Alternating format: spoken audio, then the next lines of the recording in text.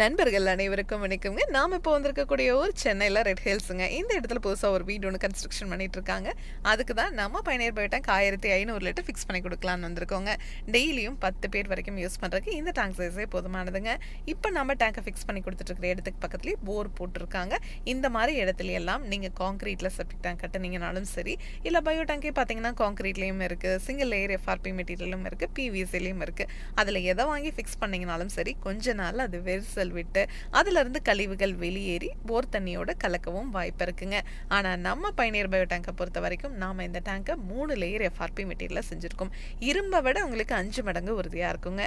அதனால அந்த tank leakage ஆகிறதோ, துருப்பிடிக்கிறதோ, இதுல இருந்து தண்ணீர் ஓவர்ஃப்ளோ ஆகி வெளியே வர்றதோ, இல்லை எவ்வளோ மழை பெஞ்சாலும் சரிங்க, வெளியே இருக்கிற தண்ணி ஒரு டிராப் கூட இந்த டேங்குக்குள்ள வராதுங்க.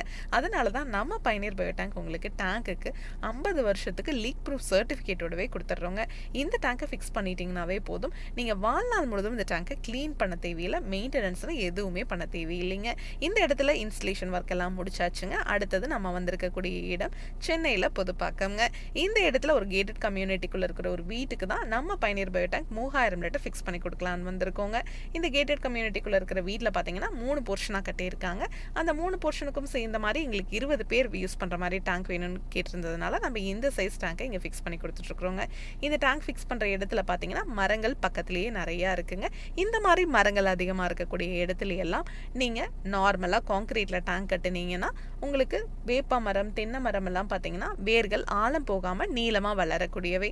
அந்த வேர்கள் வந்துச்சு டேங்கை வந்து கிராக் விழுந்து அதுலேருந்து கழிவுகள் வெளியே வந்துருங்க. ஆனால் நம்ம பயணியர் பயோ டேங்கை பொறுத்த வரைக்கும் அந்த டேங்க்ல வந்து வேர்கள் முட்டுச்சுன்னா கூட அது ஆப்போசிட் டைரக்ஷனில் தான் தள்ளி விடுமோ வழியே இந்த டேங்குக்குள்ள வேர்கள் இறங்காதுங்க. டேங்குக்கும் 50 வருஷம் வாரண்டி, பாக்டீரியாவுக்கும் 50 வருஷம் வாரண்டி கொடுக்குற இந்தியாவிலேயே இருக்க ஒரே பயோ டேங்க் நம்ம பயணியர் பயோ டேங்க் மட்டும்தாங்க. இதனோட இன்னும் டீட்டெயில் தெரிஞ்சுக்கணும் அப்படின்னா பயணியர் பயோ செப்டிக் டேங்க் அப்படிங்கிற யூடியூப் சேனலில் போய் பாருங்கள். Thank you friends.